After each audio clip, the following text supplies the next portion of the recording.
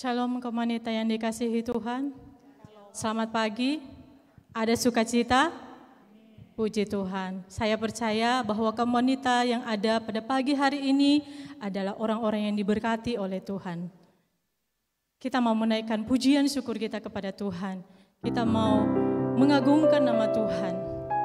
Kita harus selalu mengucap syukur. Dengan banyaknya syukur kita, maka kelimpahan yang akan ada dalam hidup kita. Amin. Saya percaya itu bahwa ketika saya semakin banyak bersyukur sama Tuhan, apapun itu tidak hanya melulu secara jasmani, tidak hanya melulu juga secara rohani, tetapi ketika keseimbangan itu ada dalam kehidupan kita, mengucap syukur terus, maka kelimpahan demi kelimpahan Tuhan berikan kepada kita. Saya mengundang komunitas kalian untuk bangkit berdiri. Mari kita sama-sama menaikkan syukur kita kepada Tuhan.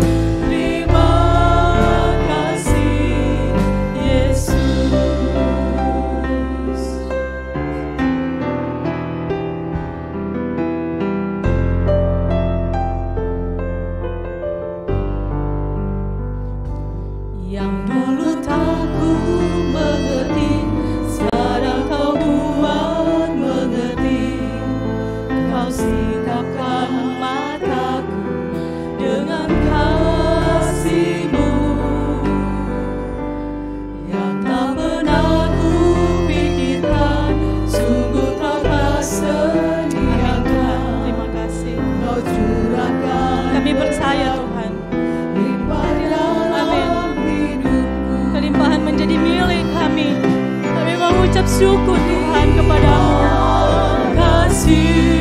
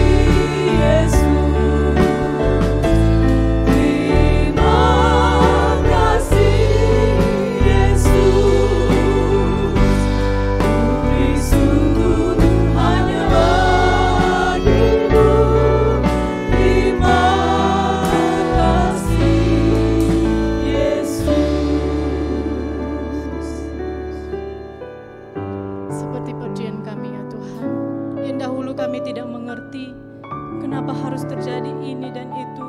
Tetapi ketika Engkau menuntun kami oleh kuasa Roh Kudus-Mu, kami mengetahui bahwa di balik semuanya itu ada rencana yang sungguh indah dalam kehidupan kami.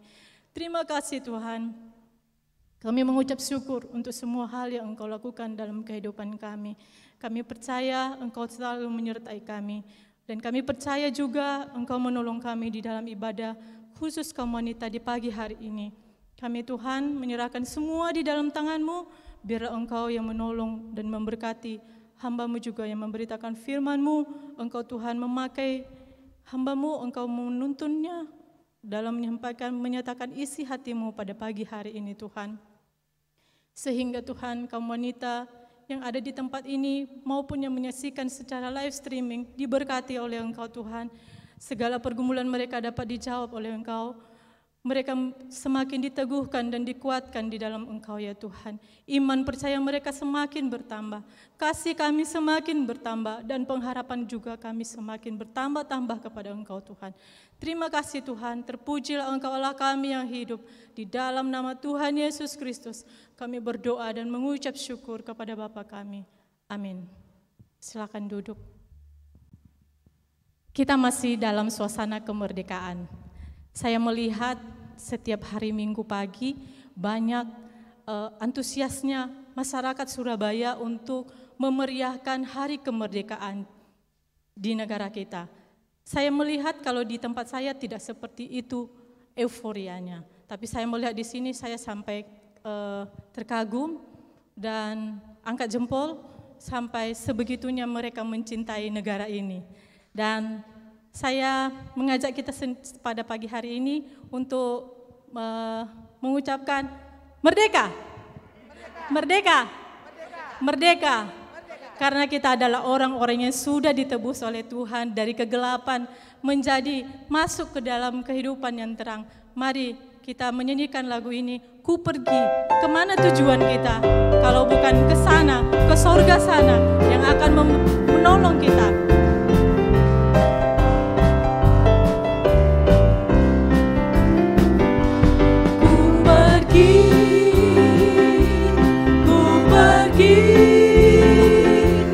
Kapan kesusahan datang ku pergi,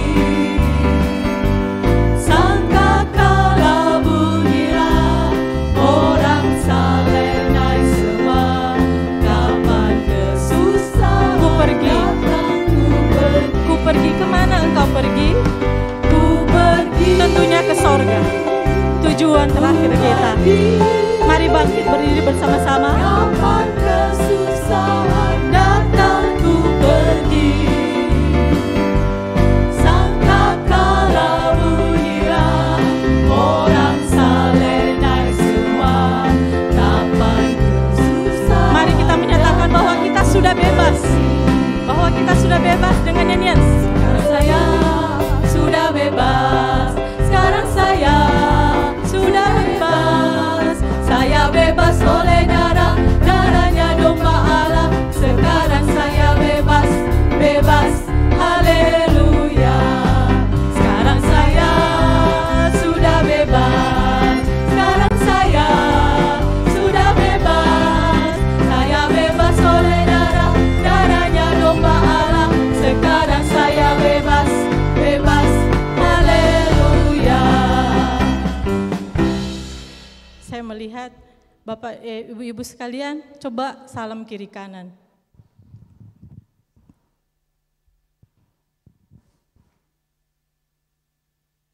Terima kasih. Kita akan menyanyikan lagu ini. Sekarang saya sudah bebas dengan lebih sukacita. Sekarang saya sudah bebas, sekarang saya sudah bebas. Saya bebas oleh darahnya domba Allah. Sekarang saya bebas, bebas, haleluya. Sekali lagi, sekarang saya sudah bebas. Saya sudah bebas, sekarang saya sudah bebas. Amin. Saya bebas.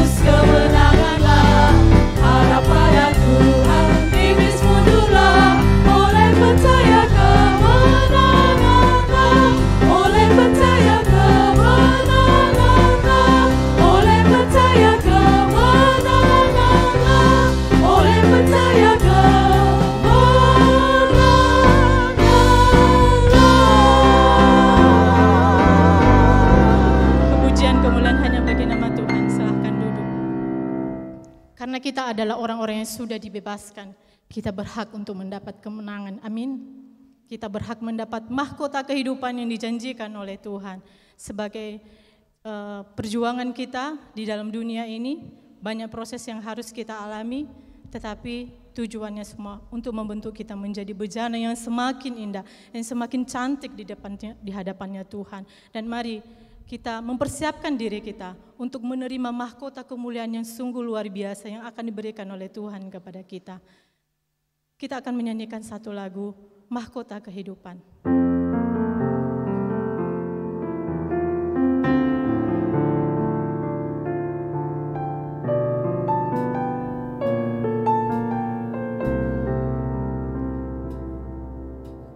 Tak akan pernah ku sesali mengiring Yesus sepanjang hidupku, lewati lembah air mata, ku saksikan kemuliaan-Mu dinyatakan.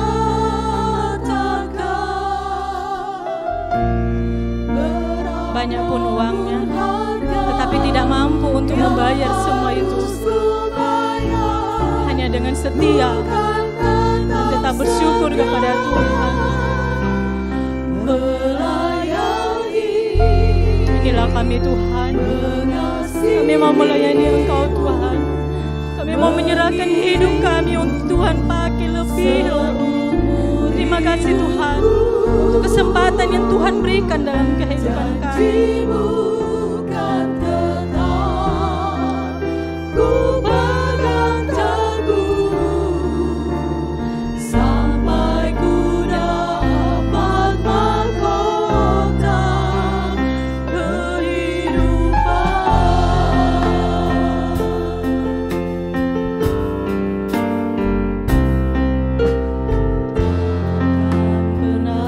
Sesali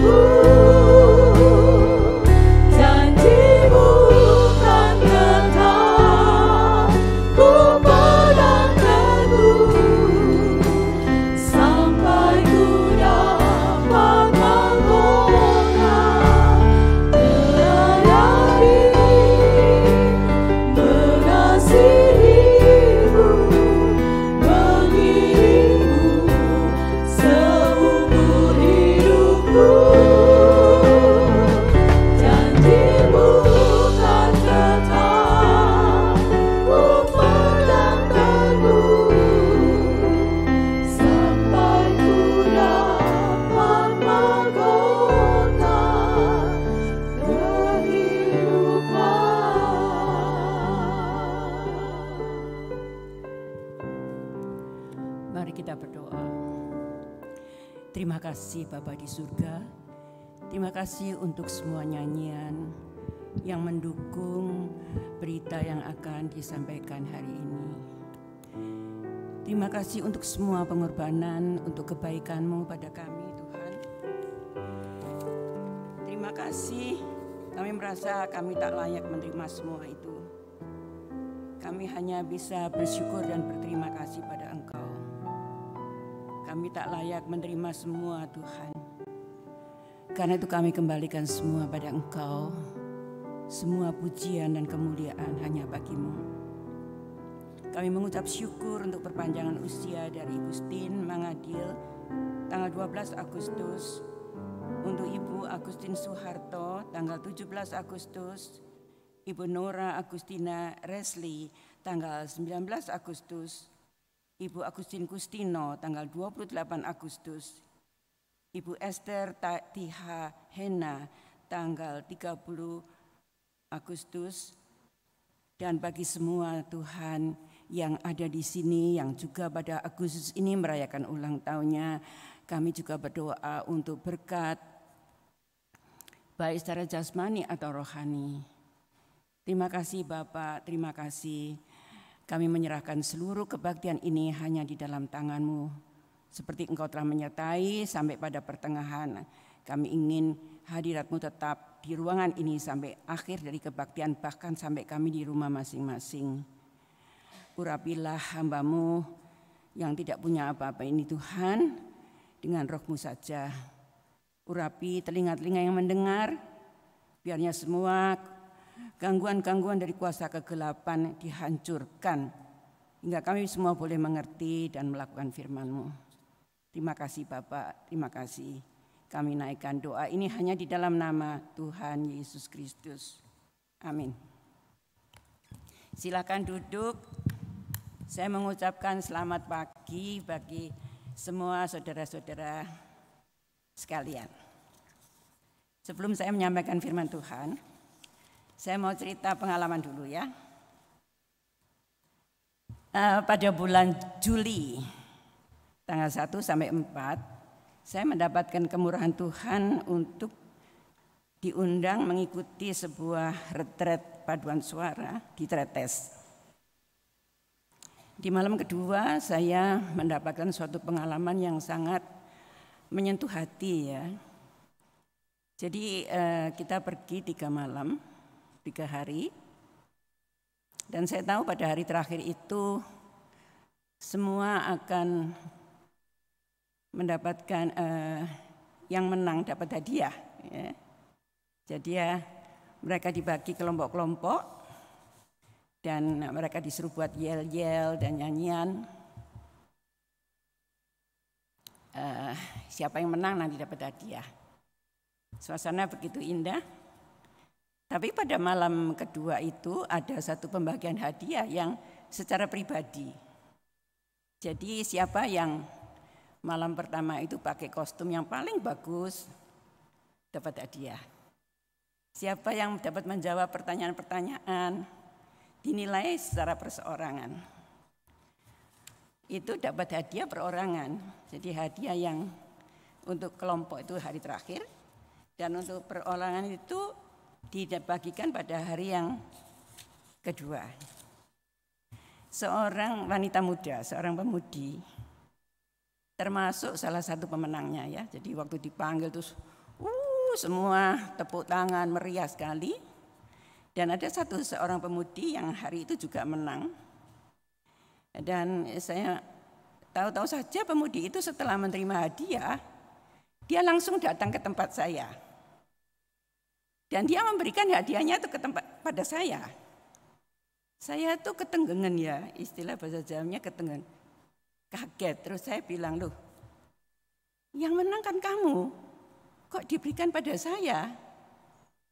Dia malu-malu, anaknya polos gitu, tanpa berbicara apa-apa. Setelah menyerahkan hadiah itu, dia langsung meninggalkan saya. Karena saya ketenggengan itu, ibu-ibu kaum wanita, saya tidak sempat memperhatikan siapa dia itu ya. Rasanya tidak begitu dekat sama saya, tidak begitu saya kenal. Malam itu saya terus terbayang-bayang suasana itu ya. Siapa ya anak itu ya? Dan itu terus kelakuannya itu terus membayangi hati saya sampai beberapa hari. Saya berusaha tanya pada beberapa orang di sini, kamu tahu enggak ya, pemudi yang terima hadiah langsung ke tempat saya dan menyerahkan hadiahnya itu. Mereka tidak bisa menemukan. Dan ya sudah, ya Tuhan mengendaki demikian. Nah kalau ada pemudi itu ada di sini, ataukah di rumah sedang menantikan, sedang menyaksikan tayangan ini, atau di siaran tunda kelak, saya dengan ini mengucapkan banyak terima kasih. Karena sikap Anda telah memberi saya suatu pelajaran yang begitu besar. Suatu pelajaran yang membawa pada kekekalan kelak. Dan kalau pada saat saya membagikan firman ini, saudariku, taulah bahwa engkau juga memberkati ibu-ibu di sini dengan firman yang saya sampaikan ini. Walaupun sederhana sekali dan perbuatan itu sangat gak berarti, hadiah itu juga sangat gak berarti. Tapi sikap itu sudah begitu memberi saya pelajaran. Sekali lagi, saya mohon, saya mengucapkan banyak terima kasih. Saya harap satu kali kelak, saya tahu siapa orangnya, untuk bisa berterima kasih lagi secara pribadi. Terima kasih. Sekarang marilah kita masuk ke dalam firman Tuhan. Jadi kejadian ini betul-betul telah menginspirasi saya.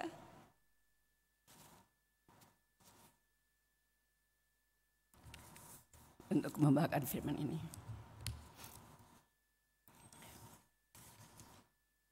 Firman yang akan saya sampaikan ini bertema. Gambar pertama, silakan. Mengembalikan mahkota. Jadi pengalaman ini, pengalaman yang kecil ini, sudah membawa saya pada suatu ayat yang begitu indah, yang di dalam yang kelak akan kita alami saat kekekalan, yaitu di dalam Wahyu 4 ayat 8 sampai 11.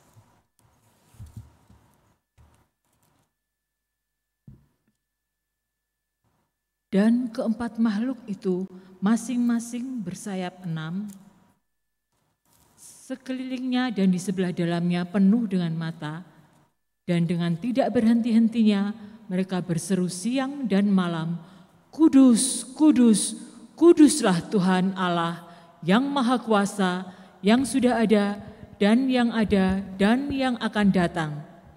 Dan setiap kali makhluk-makhluk itu mempersembahkan puji-pujian dan hormat dan ucapan syukur kepada Dia yang duduk di atas tahta itu dan yang hidup sampai selama-lamanya. Maka tersungkurlah ke-24 tua-tua itu di hadapan Dia yang duduk di atas tahta itu, dan mereka menyembah Dia yang hidup sampai selama-lamanya.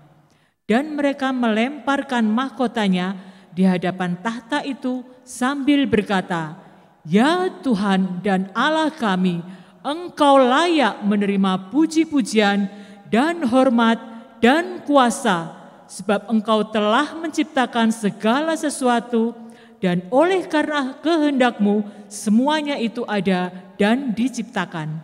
Puji Tuhan. Jadi di Wahyu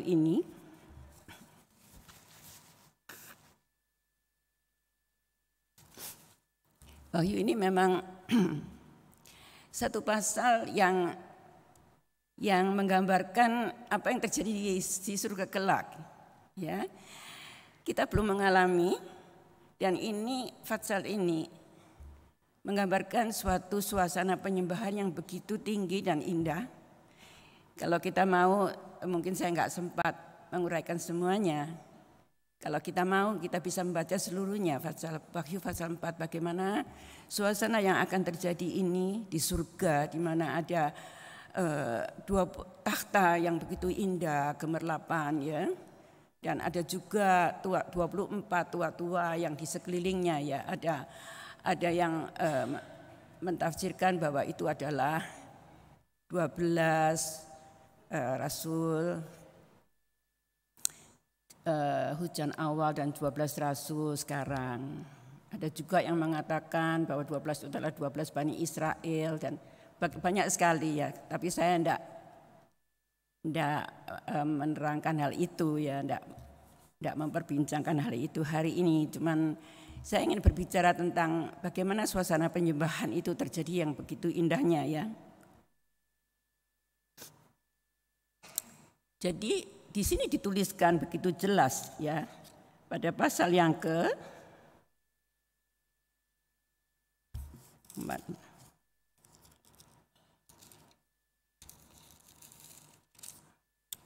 ya.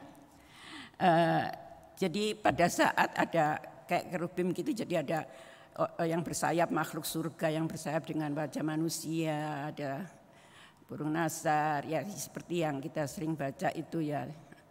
Jadi wajahnya itu 4 macam itu, ya, lembu gitu.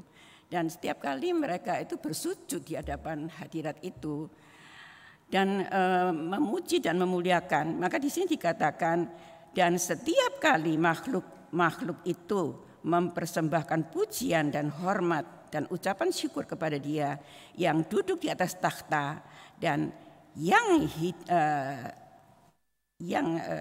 sampai selama-lamanya, maka tersungkurlah ke-24 tua-tua itu di hadapan Dia yang duduk di atas takhta, dan mereka menyembah Dia yang hidup sampai selama-lamanya, dan mereka melemparkan mahkotanya di hadapan takhta itu sambil berkata, ya Tuhan dan Allah kami, Engkau layak menerima puji-pujian dan hormat dan kuasa, sebab Engkau telah menciptakan segala sesuatu, dan oleh karena kehendak-Mu semua itu ada dan diciptakan. Ya, ini yang saya baca, saya berulang-ulang mengapa Tuhan membawa saya pada ayat ini. Berbulan-bulan saya renungkan apa hubungannya dengan pengalaman saya di Tretes dengan ayat ini, ya. Memang mungkin gadis ini, entah gadis entah ibu, ya, wanita ini ingin menunjukkan kasihnya pada saya. Mungkin dia diam-diam mengasihi saya, padahal saya enggak merasa begitu dekat sama wanita ini, ya. Dia diam-diam mungkin mengasihi saya atau untuk menghargai saya yang dulu bekas pelatih itu mungkin juga, ya. Tapi setelah itu Tuhan membawa saya pada wahyu ini, dan saya berbulan-bulan merenungkan ayat ini, dan Tuhan memberikan saya bahan-bahan yang begitu indah, ya. Dengan kata yang pertama yang diucapkan, setiap kali makhluk itu memuji dan menyembah. Tua-tua itu, 24 tua-tua itu melemparkan mahkota, tersungkur, melemparkan mahkota, menyembah. Nah, kata setiap kali ini enggak satu kali. Saya sendiri enggak tahu, ya, ada penafsir yang mengatakan ini akan sungguh terjadi. Tapi ada juga penafsir yang mengatakan ini hanya figuratif saja. Jadi hanya bayangan saja. Saya sendiri enggak tahu karena saya belum pernah masuk surga, ya. Masih di dunia sekarang. Saya enggak tahu, kalau tanya betul enggak Bu Vida akan terjadi seperti itu. Saya enggak tahu, nanti kita lihat sama-sama kalau sudah di surga, ya. Cuman kata setiap kali itu berarti tidak satu kali, dua kali. Jadi setiap kali makhluk surga itu mengatakan pujilah Tuhan, ya. Dia mengatakan Dia memuji Tuhan, kudus, kudus, kuduslah Tuhan Allah yang Maha Kuasa, yang sudah ada dan yang akan datang. Setiap kali itu sudah begitu memuji, padahal ini kalau penyembahan di surga terus menerus. Terus tua-tua itu sampai katanya ada seorang pendeta mengatakan, ya tua-tua itu menundukkan diri tersungkur, ditaruh mahkotanya, dilemparkan. Nanti setelah itu ada mahkota lagi. Dan itu dilakukan terus-menerus katanya gitu. Di mahkota itu kan mancep lagi ya, diturunkan lagi, terpakai lagi gitu. Jadi berulang-ulang mahkota ini akan dilemparkan. Dulu Om Yu pernah menerangkan tentang hal ini ya. Ya mengatakan karena kita tuh tidak berlayak dengan mahkota yang kita dapatkan ya. Tidak berlayak, makanya pada ini juga diterangkan bahwa mahkota itu tidak layak kita dapatkan dan tua-tua itu sudah menyerahkannya pada Tuhan kembali gitu ya. Ya selain para penafsir mengatakan siapa tua-tua itu. Ada juga yang mengatakan bahwa tua-tua itu mungkin juga kita sendiri ya. Semua manusia di dunia, mewakili semua manusia di dunia ini. Ya banyak sekali kalau kita lihat. Tapi baiklah kita tidak berbantah-bantah mengenai siapa dia. Tapi baiklah kita meniru apa yang mereka lakukan untuk menyenangkan hati Tuhan. Beberapa Alkitab, terjemahan Alkitab tidak mengatakan bahwa mahkota itu dilemparkan. Karena kok kalau di Indonesia memang dilemparkan. Di bahasa Inggris beberapa dilemparkan, cast ya. Tapi ada juga yang diperhalus ya supaya enggak kayak kasar, ada di kerajaan surga kok lempar-lemparan gitu. Diletakkan, ada yang mengatakan diletakkan. Tapi bagi saya sendiri ya sebelum diletakkan ditanggalkan dulu ya. Ditanggalkan dan dipersembahkan pada Tuhan. Nah saya lalu tertarik sekali dengan sikap dari tua-tua ini yang setiap kali terus menerus sampai mungkin katanya orang kok capek-capek ya, masa itu saja acaranya di surga, yaitu nanti kita nikmati bersama-sama. Satu rahasia, pokoknya membahagiakan. Suasana surga itu pokok membahagiakan. Apapun aktivitas kita di surga pasti akan membahagiakan kita. Lalu saya pikir juga, baik kita mengetahui hal yang akan datang ini, walaupun kita belum mengalami, agar kita melatih diri ya, akan apa yang di surga, supaya kita tidak canggung ya. Jadi kita mempelajari ini, oh itu yang bakal terjadi di surga. Ayo kita sekarang melatih. Dan untuk melatih itu, biarlah kita sama-sama untuk menyelidiki firman Tuhan ini ya. Mengapa tua-tua itu tersungkur? Mengapa menyembah dia? Apa sih artinya menyembah itu? Dan mengapa mereka itu melepaskan mahkotanya di hadapan tahtanya. Tadi baru dinyanyikan pada nyanyian terakhir tentang mahkota kehidupan. Ya sebetulnya banyak. Kalau saya melihat di internet ya, di tafsiran-tafsiran hamba-hamba Tuhan itu memang kita bisa melihat 7 macam mahkota. Tapi saya tidak akan juga membicarakan tentang 7 macam mahkota ya sekilas saja. Karena saya begitu terbakar untuk kita berdiskusi, berbincang-bincang tentang suasana penyembahan ini ya. Ya ada mahkota kehidupan tadi yang dinyanyikan. Itu terdapat dalam Yakub 1 ayat 12.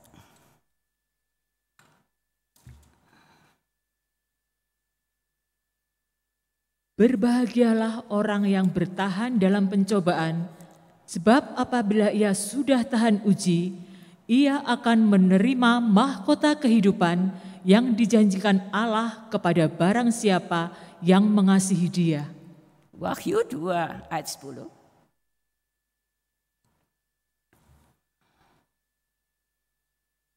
Jangan takut terhadap apa yang harus engkau derita.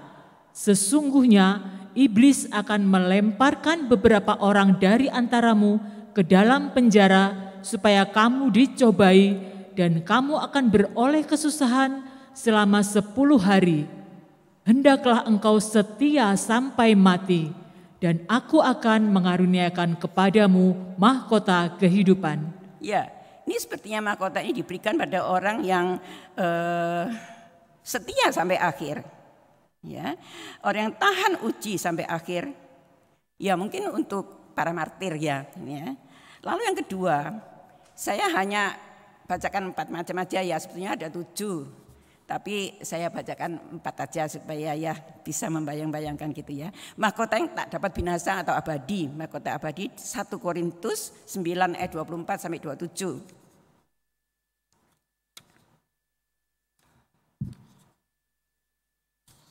Tidak tahukah kamu bahwa dalam gelanggang pertandingan semua peserta turut berlari, tetapi bahwa hanya 1 orang saja yang mendapat hadiah? Karena itu larilah begitu rupa sehingga kamu memperolehnya. Tiap-tiap orang yang turut mengambil bagian dalam pertandingan menguasai dirinya dalam segala hal. Mereka berbuat demikian untuk memperoleh suatu mahkota yang fana, tetapi kita untuk memperoleh suatu mahkota yang abadi.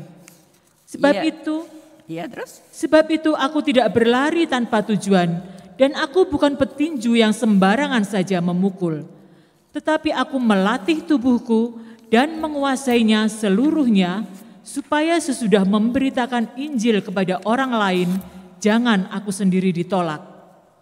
Ya, sekarang mahkota kebenaran.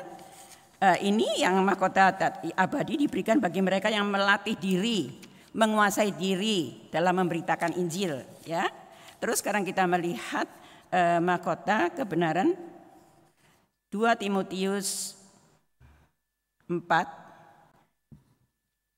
pasal 4 ayat 5 sampai 8.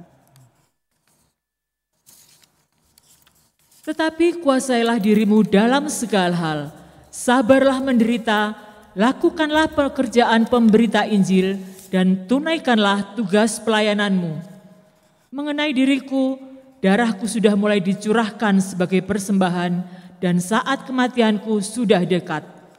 Aku telah mengakhiri pertandingan yang baik. Aku telah mencapai garis akhir, dan aku telah memelihara iman.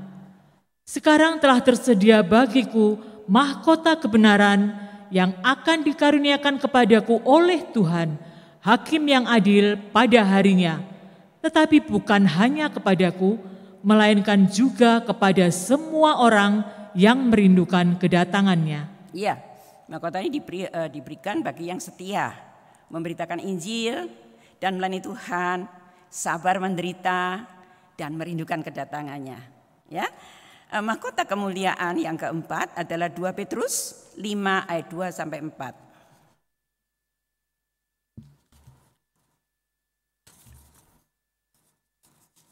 2 Petrus 5 ayat 2 sampai 4. 2 Petrus 5 ayat 2 sampai 4 ya.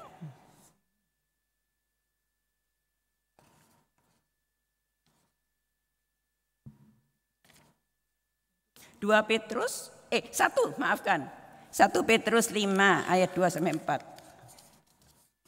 Gembalakanlah kawanan domba Allah yang ada padamu, jangan dengan paksa, tetapi dengan sukarela sesuai dengan kehendak Allah. Dan jangan karena mau mencari keuntungan, tetapi dengan pengabdian diri. Janganlah kamu berbuat seolah-olah kamu mau memerintah atas mereka yang dipercayakan kepadamu, tetapi hendaklah kamu menjadi teladan bagi kawanan domba itu. Maka kamu, apabila Gembala Agung datang, kamu akan menerima mahkota kemuliaan yang tidak dapat layu. Ya, terima kasih Ibu Hana ya. Ini maafkan kalau ketikanya salah ya. Jadi 1 Petrus 5 ayat 2 sampai 4. 1 Petrus 5 ayat 2 sampai 4 ya. Kita sudah melihat beberapa jenis mahkota ya. Ada yang mengatakan ada perbedaan antara menerima mahkota dan menerima upah. Menerima mahkota dan antara keselamatan ya. Kalau keselamatan itu memang enggak ada. Kita percaya gitu saja tanpa perbuatan baik, tanpa apa. Kalau kita percaya pada Tuhan, kita diselamatkan, itu kasih karunia. Tapi mahkota-mahkota ini kita dapatkan dengan usaha kita, dengan setia sampai mati, dengan sebagainya. Ya, itu mahkota yang dijanjikan oleh Tuhan ya. Dan kita sudah berbicara tentang mahkota yang apa yang dilemparkan itu ya. Apa yang dilemparkan. Kadang saya merasa memang ya saya lemparkan ini ya karena saya merasa tidak layak ya. Ketika orang memuji saya, oh kamu cantik, oh kamu bisa nyanyi, oh kamu pandai mengarang apa gitu. Saya tuh selalu merasa minder ya. Sebetulnya saya enggak. Tadi latihan nyanyi juga banyak salahnya ya. Jadi sebetulnya saya enggak. Jadi kalau saya bisa itu karena itu adalah pertolongan Tuhan. Jadi saya selalu bilang sama teman saya, pada Ibu Linda, pada Ibu Hana, saya selalu bilang apa sih mau dibanggakan sih? Kalau saya bisa itu yang memberi kemampuan adalah Tuhan. Kalau saya mampu, yang memberi kemampuan itu Tuhan. Loh kamu sampai tua umur 80 lebih kok? Ya itu hanya karena kemurahan Tuhan saya ada sampai saat ini. Hanya kemurahan Tuhan saya masih dipakai saat ini, masih diberi kesempatan lain itu hanya kemurahan Tuhan. Memang sepertinya tidak ada yang perlu dibanggakan dan memangnya tidak ada yang dibanggakan. Apa yang kami bisa, apa yang kami punya, itu semua dari Tuhan. Ya, kita sudah melihat tadi jenis-jenis mahkota yang kita dapatkan kalau kita usaha gini-gini gitu. Kalau kita menggembalakan yang terakhir mahkota kemudian menggembalakan domba-domba dengan meniru teladannya. Jadi bukan saja melayani di gereja sebagai katakan hamba Tuhan, gembala, pemberita Injil di sini ya. Ataupun ibu-ibu semua yang tidak melayani tidak usah merasa minder. Karena menggembalakan itu tidak terbatas di panggung ini aja. Di rumah misalnya menggembalakan anak-anak menjadi pengikut Tuhan yang setia. Menggembalakan teman-teman yang sedang dalam kesulitan dan kita bisa melayani dia dengan baik. Itu juga menggembalakan.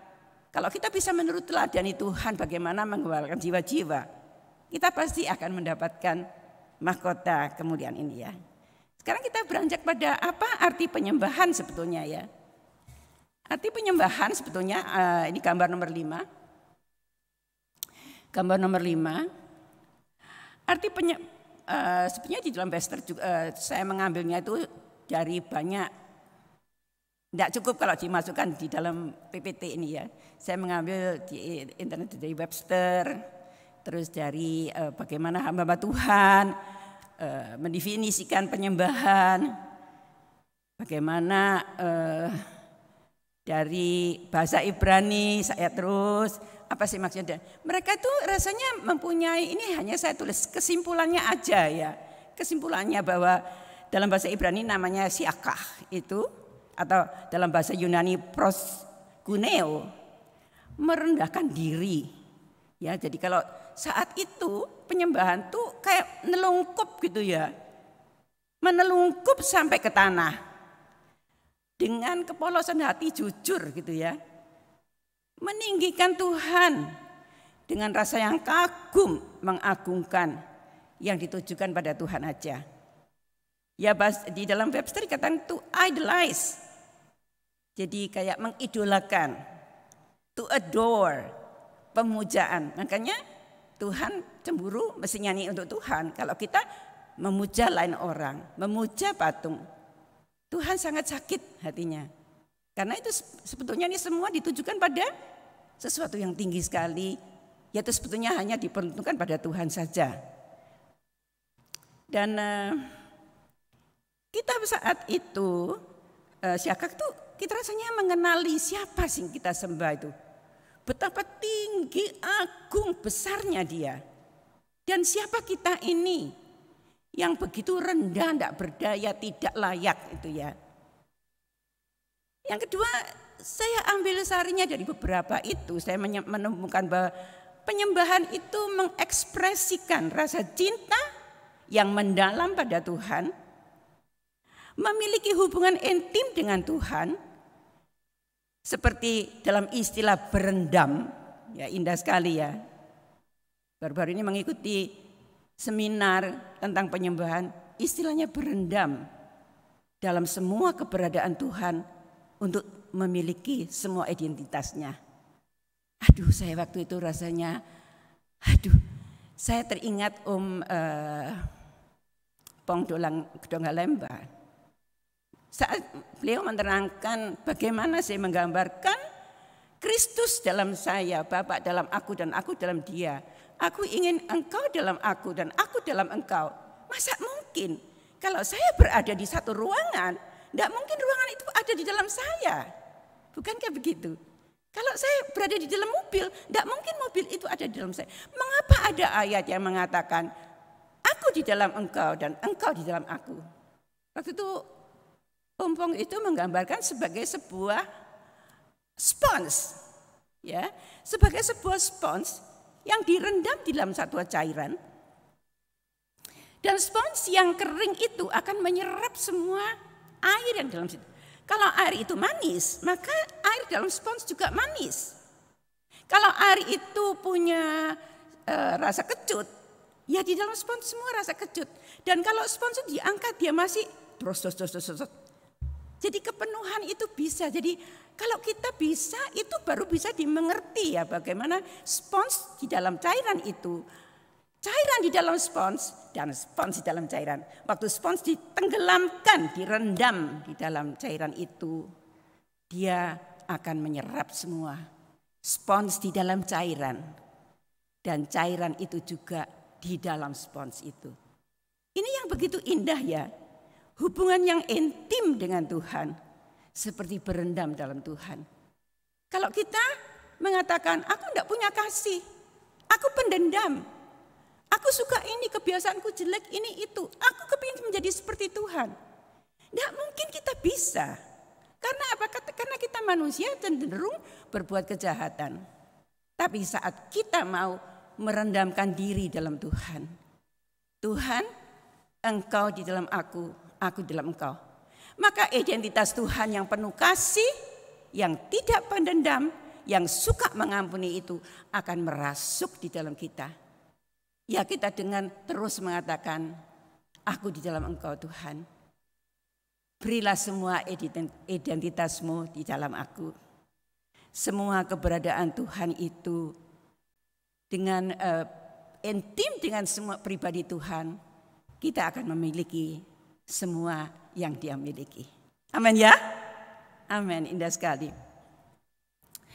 Juga penyembahan itu artinya, yang saya singkatkan, ungkapan terima kasih untuk sesuatu perbuatan yang tidak bisa dibalas. Sehingga pada suatu penyerahan yang diri yang sepenuh, sehingga orang itu mengatakan, ya Tuhan, aku membawa diriku, apapun kehendakmu terjadilah padaku. Ketaatan yang mutlak, bahkan bukan karena terpaksa. Kalau kita taat pada orang tua yang kereng, yang disiplin, mungkin kita sakit hati ya. Di Manado banyak anak dimarahi gitu saja bunuh diri. Stres, apa sedikit bunuh diri. Tapi pada penyembahan ini, rasa terima kasih sampai menyerahkan diri itu. Ketaatan itu tidak pakai dipaksa. Tapi karena kita mencintai orang tersebut dan merasa berhutang yang mendalam. Saya punya sebuah cerita ya.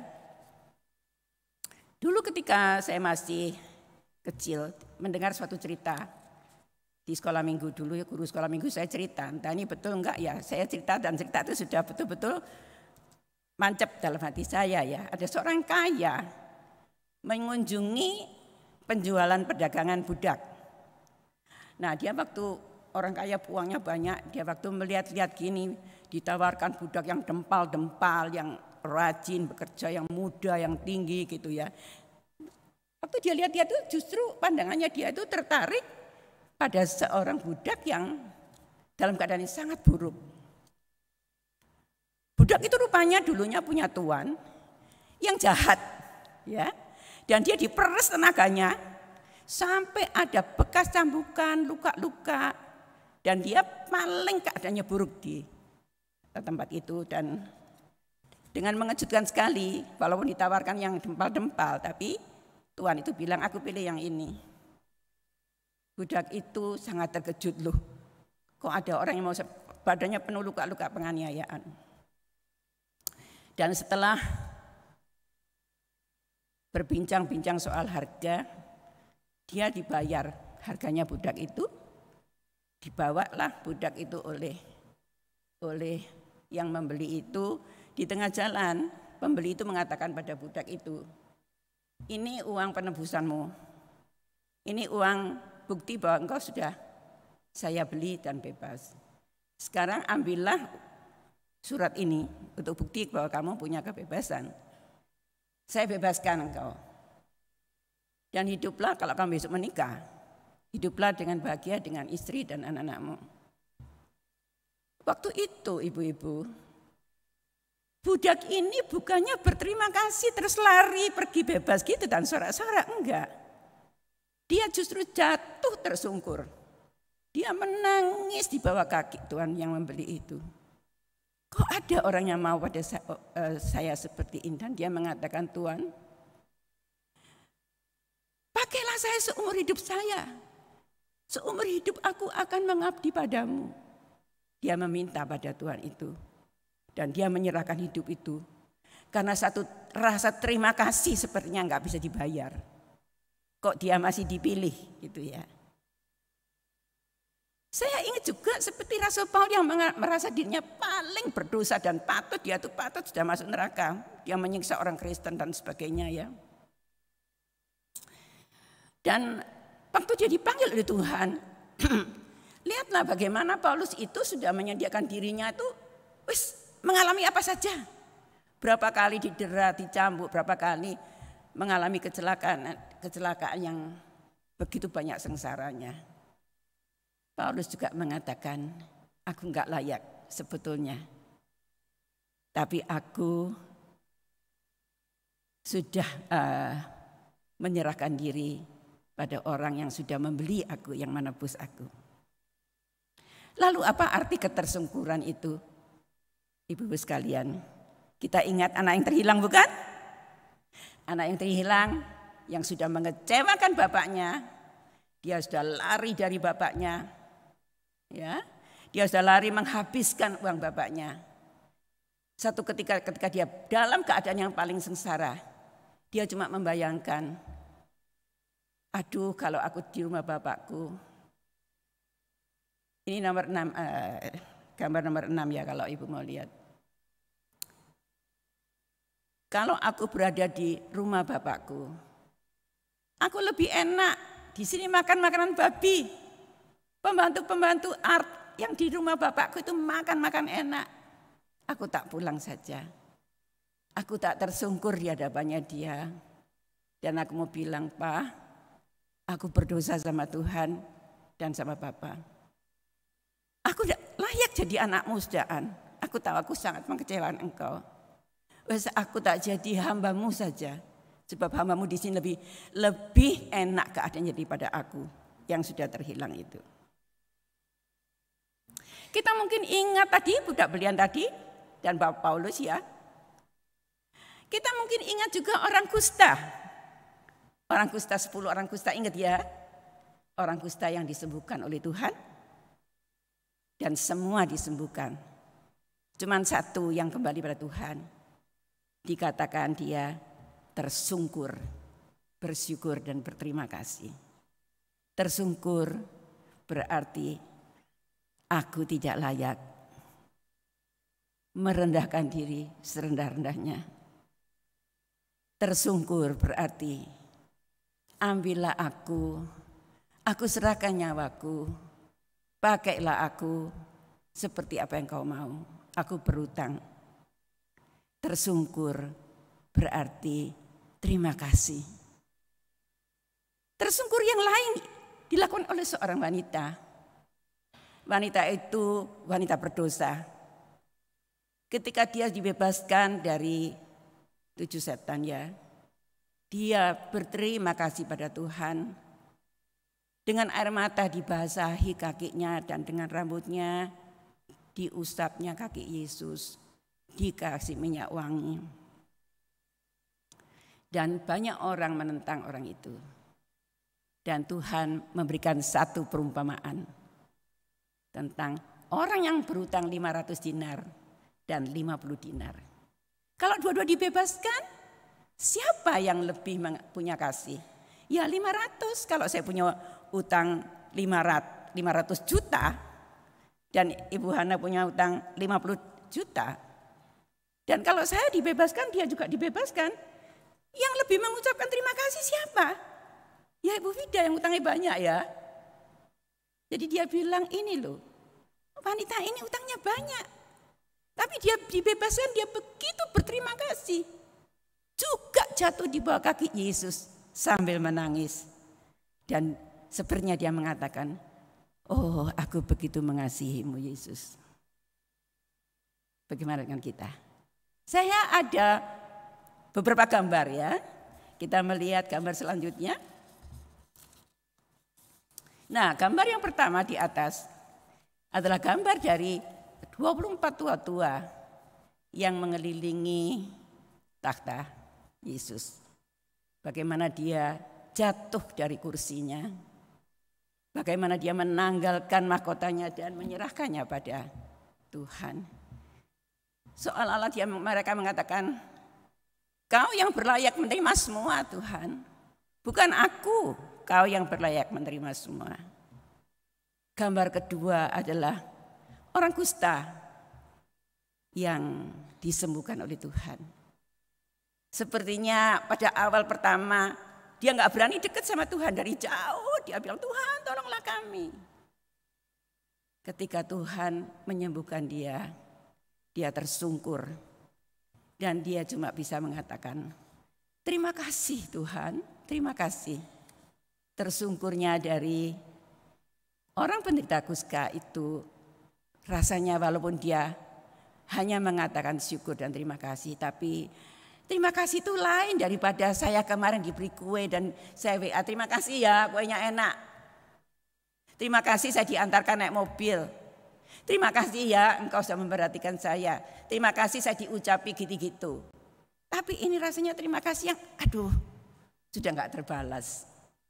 Dia cuma bilang, terima kasih Yesus, terima kasih engkau tahu betapa besarnya kasihku. Terima kasihku tuh wes gak tahu Tuhan, aku gak bisa ngomong gitu rasanya. Gambar selanjutnya. Nah ini adalah wanita yang berdosa yang berada di bawah kaki Tuhan. Lihatlah pakaiannya, lihatlah semua yang dia bersungkur. Dan dia cuma mengatakan, terima kasih Yesus, aku mengasihimu. Dan cerita yang kau ceritakan itu tepat seperti saya. Aku berutang begitu banyak dan telah kau bebaskan. Terima kasih Yesus. Terima kasih. Gambar terakhir, mungkin ini gambar kita semua ya. Orang laki mewakili kita semua. Bahasa Ibrani, syakah. Bahasa Yunani, proskuneo, tersungkur. Yang bisa berarti juga seperti bagaimana budak belian tadi dibebaskan, kau yang berhak atas seluruh hidupku. Ucapan terima kasih ini saya teringat, tiba-tiba saya teringat akan anak saya, Lilian ya. Dia itu dulu waktu ke Amerika terpaksa ya, saya tidak cerita panjang karena waktunya sudah begitu sempit, kurang beberapa menit lagi. Dan sehingga dia ke sana, ya Tuhan memberi jalan ke sana sampai dia mengambil S2-nya dari arsitek itu di Amerika, mendapat kesempatan belajar di Amerika. Dia melihat bahwa dulu papanya pingin luar negeri tidak bisa karena tidak punya uang.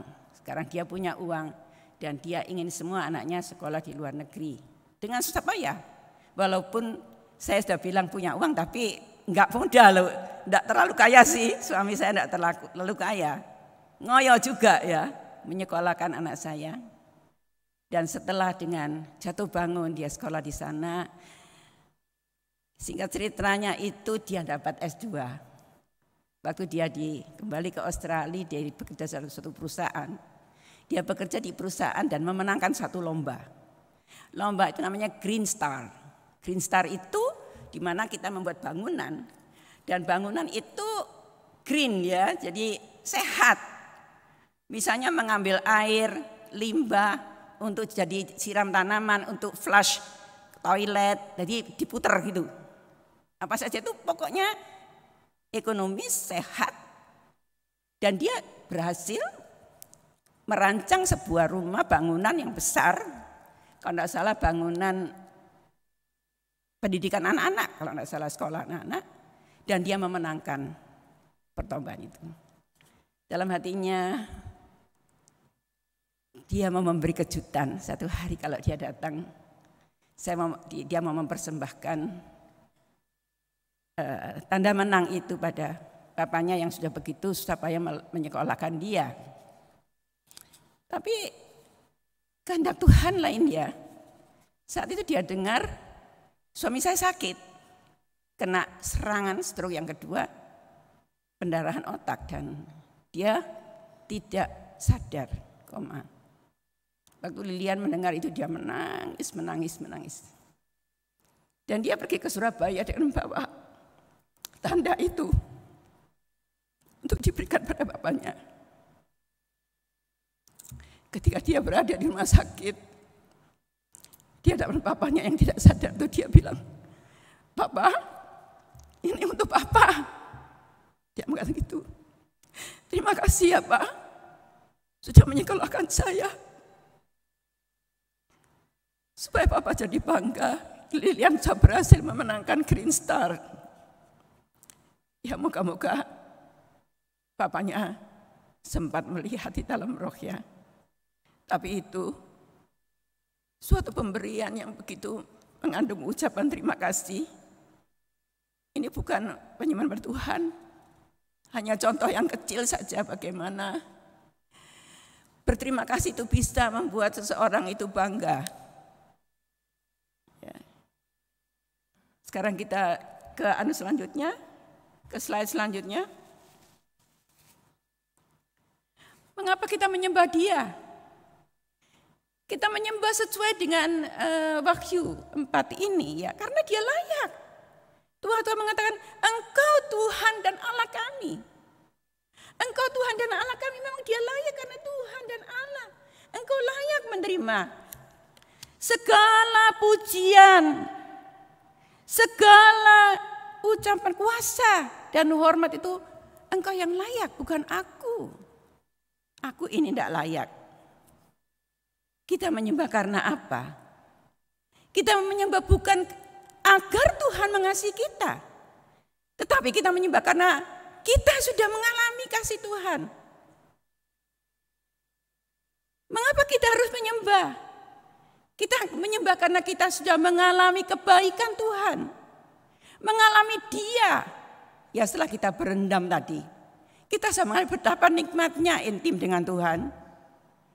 Kita menyembah karena kita merasa berhutang dan berterima kasih. Kita menyembah karena kita mau memberikan diri kita sepenuhnya pada Tuhan. Ibu-ibu yang kekasih, pada waktu Tuhan bertemu dengan perempuan Samaria di pinggir pantai itu, di pinggir sumur itu, Dia mengajar wanita itu bagaimana untuk berdoa. Dia tidak melihat betapa dosanya wanita itu. Dia menginginkan agar wanita ini jujur pada Dia. Dan wanita ini nggak bisa berbuat lain selain jujur. "Ya, kok engkau tahu aku sudah punya suami 5? Yang ini bukan suamiku." Dia mengakui dalam keadaan yang jujur itu. Tuhan tuh seolah mengatakan, kalau kamu ada penyembahan aku enggak melihat kejelekan yang ada padamu. Aku tahu. Dia bilang, aku tahu kok kamu jujur. Bagus kalau kamu jujur. Aku tahu kamu punya suami 5. Aku tahu kamu bukan seorang wanita yang jelek. Tapi aku mencintai kamu. Itulah penyembah-penyembah yang diinginkan Tuhan. Gambar ke-10 mengatakan, Yohanes 4 ayat 23 dan 24.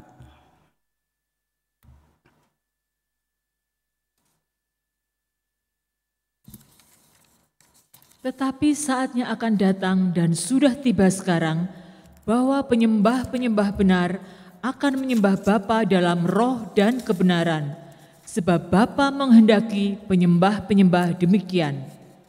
Allah itu roh, dan barang siapa menyembah Dia harus menyembahnya dalam roh dan kebenaran. Ya, terima kasih. Sekarang Yohanes 14 ayat 17. Yohanes 14 ayat 17. Yaitu roh kebenaran. Dunia tidak dapat menerima Dia, sebab dunia tidak melihat Dia dan tidak mengenal Dia. Tetapi kamu mengenal Dia, sebab Ia menyertai kamu dan akan diam di dalam kamu. Ya, terima kasih. Ibu-ibu sekalian, saat ini Tuhan itu mencari penyembah-penyembah yang benar. Tuhan menginginkan Anda semua menjadi penyembah yang benar. Karena di sini dikatakan Bapa menghendaki penyembah-penyembah yang demikian. Yang bagaimana? Penyembah-penyembah di dalam roh dan kebenaran. Mengapa? Ya karena Tuhan itu roh. Jadi kita tidak bisa dengan fisik. Penyembahan bukan berarti kita menyanyikan dengan sungguh-sungguh suatu nyanyian pujian. Bukan hanya itu. Bukan hanya pada waktu kita menyanyi dengan penyembahan itu kita menyembah Tuhan. Tapi penyembahan itulah berbicara dari hati. Yang terjadi terus menerus 24 jam. Penyembahan itu di dalam roh dan kebenaran. Berarti roh kita kalau selama masih hidup, roh ini terus menyuarakan kebenaran. Selalu tersungkur di hadapan Dia. Ya mungkin tidak saya akan tersungkur di sini enggak. Tapi di dalam angan saya Tuhan tersungkur. Berarti apa tersungkur? Yang seperti saya katakan tadi. Berterima kasih. Merasa tidak layak. Saya pikir-pikir kerendahan hati itu penting sekali ya. Bukan kita sekarang belajar rendah hati terus. Karena kerendahan hati itu akan mengikuti terus sampai pada takhta yang kudus itu pada surga. Jadi mulai sekarang kita yang tinggi hati, ya mungkin gak ngerasa ya, gak kerasa tinggi hati ya. Kalau dikatakan goblok itu tersinggung, itu masih tinggi hati. Kalau kita goblok kamu, oh haleluya memang saya goblok. Itu ya. Kamu tuh mukamu tuh jelek kayak babi. Haleluya terima kasih. Tapi ngaca lagi, enggak kok saya cantik. Biar orang bilang kayak babi enggak apa-apa. Itu baru tidak tinggi hati. Dan kita mulai belajar. Karena kerendahan hati tersungkur menunjukkan satu kerendahan hati yang begitu mendalam ya. Ini yang dikehendaki Tuhan. Berdoa di dalam roh dan kebenaran. Dalam roh dipimpin oleh Roh Kudus. Kalau kita enggak bisa dipimpin oleh Roh Kudus. Dan yang saya suka dan kebenaran. Ya. Saya belajar ya bahwa kadang-kadang kita melihat orang Farisi dan ahli Taurat yang berdoa begitu indah, kata-katanya muluk semuanya. Tapi Tuhan tidak suka. Justru Tuhan suka doanya orang berdosa yang memukul dadanya itu justru Tuhan juga dengan polos, dengan jujur apa adanya. Sudah memberikan diri pada Tuhan. Dengan kebenaran, biasanya kita berdoa. Ada seorang saudara saya yang baru sakit ya, ada di sini ya. Kenyataannya matanya itu sakit ya, pasti semua sudah tahu ya. Tuh aku takut Ci, bagaimana kalau gini kalau gitu, dokter mengatakan gitu. Tapi aku dapat firman gini, dapat firman gitu Ci, katanya gitu. Tapi dokter bilang gini, tapi firman Tuhan kok menghibur aku tiap hari gini.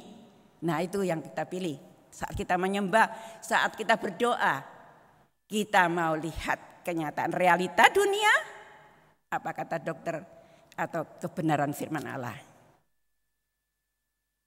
Semasa kita diberi perjanjian oleh Tuhan, aku menyertai engkau sepanjang masa, percaya saja. Walaupun saat urusan kita kalau disertai Tuhan, doa tidak ada yang didengar, itu realita dunia. Tapi kalau kita bisa percaya apa Tuhan saya katakan, apa firman Tuhan katakan, apa yang kita dengar itu yang menguatkan kita. Berdoa, menyembah di dalam roh dan kebenaran. Apa kata firman Tuhan? Keluarga tidak mungkin dibetulkan. Terus tengkar, saling membenci, tidak mungkin berubah, tidak mungkin. Apa kata firman Tuhan? Tak ada barang yang mustahil. Semua pasti terjadi. Di hadapan Tuhan nggak ada yang mustahil. Apa kita pilih realita yang ada di dunia atau kita milih kebenaran firman Tuhan?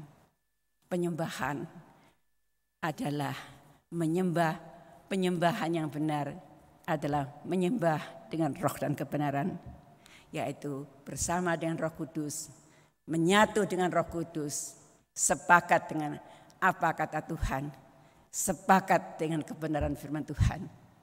Tuhan menghendaki penyembah yang benar di dalam Dia, dan Dia menghendaki Anda semua yang di sini semuanya menjadi para penyembah yang benar. Saya ingin menyanyikan satu lagu ya. Saya teringat gini, waktu saya menyelidiki terus ayat-ayat di Wahyu ini, saya bilang sama Tuhan, Tuhan, kalau saya satu kali juga berada bersama dengan tua-tua itu enggak tahu bersama dengan siapa, yang pasti dengan kaum wanita ini ya. Saya juga ingin rasanya. Terus saya ingin itu loh Tuhan, mungkin yang dinyanyikan itu ada lagu yang saya sangat suka sekali. Sampai saya pernah mengatakan, ada enggak ya lagu yang lebih bagus dari ini ya? Nah, karena kerinduan itu saya ingin menyanyikan hari ini ya. Saya tua-tua gini enggak seberapa bisa menyanyi. Tapi karena ingin, saya menyanyi saja ya. Saya minta bantuan dari sahabat-sahabat saya ini untuk menyanyikan lagu ini.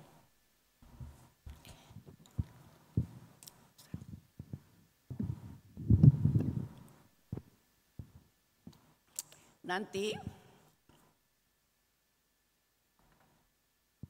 moga bisa ditayangkan lagunya. Dan pada kornya kita nanti minta Anda semua berdiri ikut menyanyi ya. Lagunya sangat terkenal sekali walaupun ini lagu paduan suara. Saya ingin saudara semua ikut menyanyikan. Setelah itu kita tutup dengan haleluya 12 kali.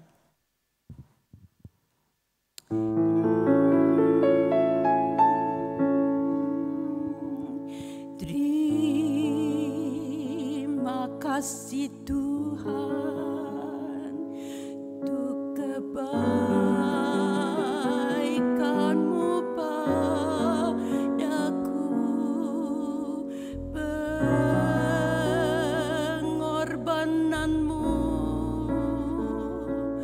buktikan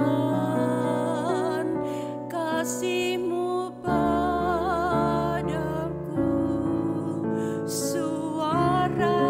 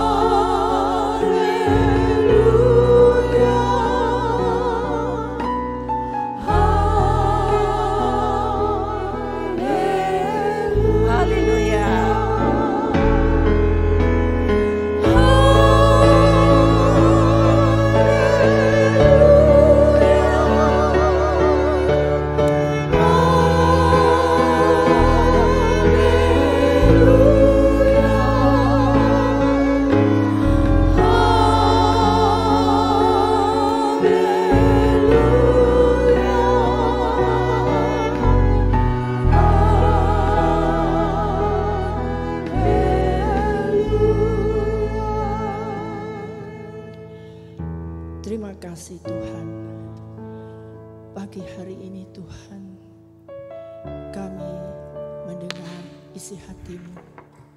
Tetapi kami juga melihat keadaan kami Tuhan, seperti budak-budak yang tidak ada harganya, yang terjelek dari yang paling jelek, yang Tuhan tidak memiliki kekuatan dan tidak ada harganya.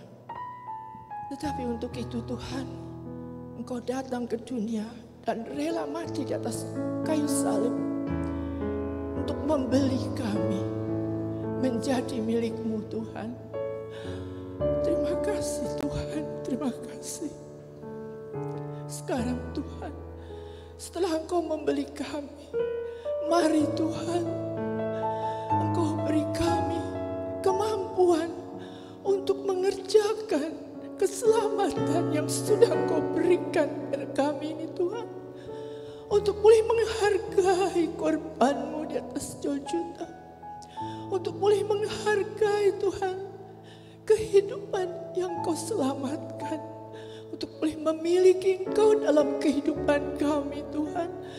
Terima kasih Tuhan, terima kasih untuk firman-Mu pagi hari ini Tuhan. Kami menyadari kami tidak mampu Tuhan menjadi pribadi-pribadi yang tahu berterima kasih. Kami tidak tahu Tuhan, kami tidak memiliki kekuatan untuk menjadi baik seperti kehendak-Mu. Tetapi Tuhan, Engkau mengirimkan Roh Kudus-Mu untuk menguatkan kami, untuk menjadi pribadi-pribadi yang menyukakan hati-Mu, boleh berjalan dalam pimpinan Roh Kudus-Mu, menjadi pribadi-pribadi yang menyukakan hati-Mu Tuhan. Terima kasih Tuhan untuk firman-Mu pagi hari ini Tuhan. Kami menyadari bahwa Engkau adalah Allah yang mengasihi kami, Allah yang memperhatikan kami, Allah yang menginginkan kami untuk boleh menjadi milik-Mu Tuhan. Sampai nanti waktunya jika kami boleh berada di hadapan-Mu, boleh tersungkur mengucap syukur untuk segala kebaikan-Mu dalam kehidupan kami Tuhan. Kami tidak akan mampu membalasnya sungguh Tuhan. Keselamatan yang Kau berikan dalam kehidupan kami Tuhan, terima kasih, terima kasih. Tapi Tuhan, biarlah bukan hanya menyembah di dalam pujian atau di dalam rumah-Mu, tetapi dimanapun kami berada, kehidupan kami adalah kehidupan yang memuji Engkau Tuhan, sehingga kami boleh menjadi terang dimanapun kami berada. Tuhan, menjadi berkat bagi keluarga kami, bagi teman-teman saudara kami, bagi setiap kehidupan yang ada di sekitar kami. Tuhan, terima kasih, terima kasih. Biarlah semua orang boleh melihat pribadi-Mu dalam kehidupan kami masing-masing. Tuhan berkati Ibu Vida Simon yang sudah menyampaikan isi hati-Mu pagi hari ini Tuhan. Engkau berikan kekuatan dan kesehatan untuk boleh beliau tetap Engkau pakai menyampaikan firman-Mu Tuhan, dimanapun Ibu Vida ini berada Tuhan. Oh terima kasih Tuhan, terima kasih, terima kasih. Sebentar Tuhan, ibu-ibu akan pulang ke rumah masing-masing. Engkau menyertai semuanya untuk dalam perjalanan untuk boleh tiba dengan selamat sampai di rumah. Dan kiranya sukacita-Mu dan damai sejahtera-Mu menyertai kami semua Tuhan. Dan menjadikan kami terang dan sukacita bagi seluruh anggota keluarga kami. Terima kasih Tuhan, terima kasih, terima kasih. Di dalam nama Tuhan Yesus yang sudah mati bagi kami, mempelai pria kami, mempelai pria surga kami yang sudah menanti dan menyiapkan tempat bagi kami. Tuhan, kami sudah berdoa dan mengucap syukur dan memohon semuanya ini. Terima kasih Tuhan, terima kasih. Dalam nama Tuhan Yesus. Amin.